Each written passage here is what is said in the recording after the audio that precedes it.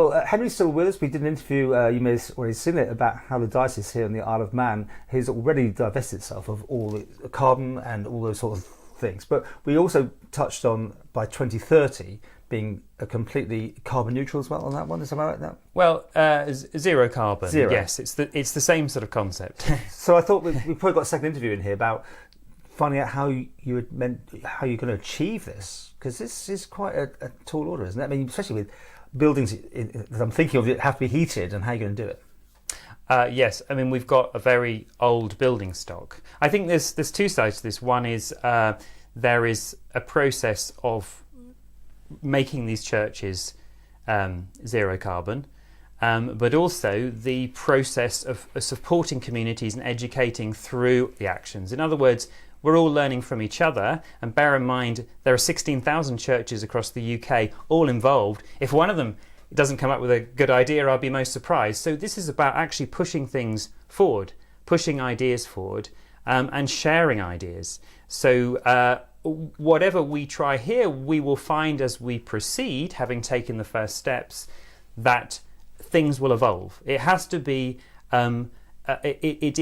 it is a moving and evolving process. So the initial stages are we've come up with two main ideas from churches that are already zero carbon in Britain, and through assessments and energy audits. And the main concept at the moment with the current technology is to move towards electric from oil, predominantly oil.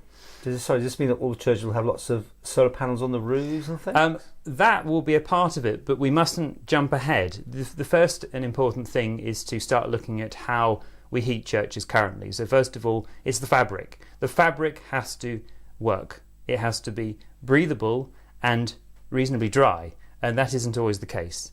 Then the second thing is, do we need to heat the spaces or do we need to heat the people? You know, if we have a small group, a small congregation, do we need to heat the whole church? Is that the wisest way to do it? Or do we heat the individuals? Do we have, for example, pew heating or heated cushions? That is the first. Is there an answer to that one? There is. Oh, that okay. is the way forward, because we are dealing, in this case, not with homes, with subdivided partition rooms. We're dealing with voids that are a bit like a tent. They aren't insulated, and it's very difficult to insulate them.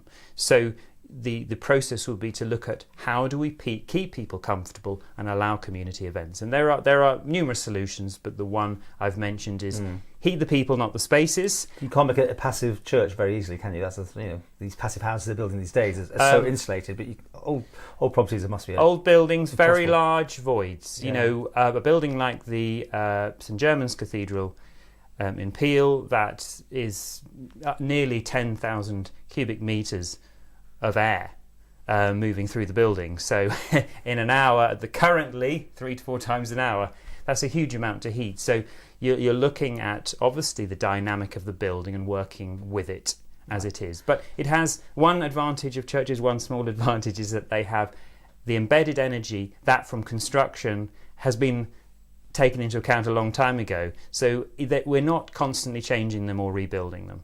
So you won't be overnight changing all the heaters in churches and going for something, I don't know, more friendly. Although electricity in days where you're going, right? So back to this thing, you've got to probably go for solar or wind or something if you want to create your own, or you just be happy to take it off the grid as long as it's ethical. Well, at the moment we've started the process by trying to get people to understand within the churches why go electric. So we've subscribed to the green tariff available for large users. So we've actually had to do our first stage of sharing. Now, this might sound unusual, but each church is very much their own domain with their own council and decision making and their own benefactors.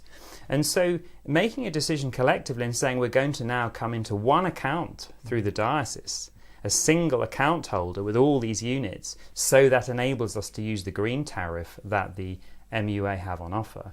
This is already quite a progress in integrated thinking and thinking as a group and sharing and cross-pollinating. And no doubt at the minute everything's heated by electricity, no doubt. So that you have quite a big bill that you can work on basically to get down over the years now, right? There is a large bill, and the idea is to is to take bites out, especially focusing on audits and understanding who are the biggest users. So just finish with solar panels. Do you think the day will come when we can see all these churches covered in them, or whatever, having wind turbines out the back, or will it not go quite that far? Well, I think eventually we're likely to be more localised. Everybody's likely to have generation on site. The grid will become a thing of the past.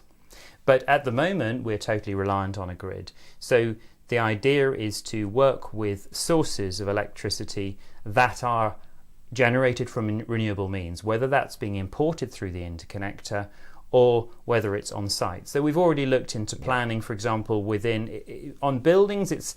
It's tentative until this has actually been done.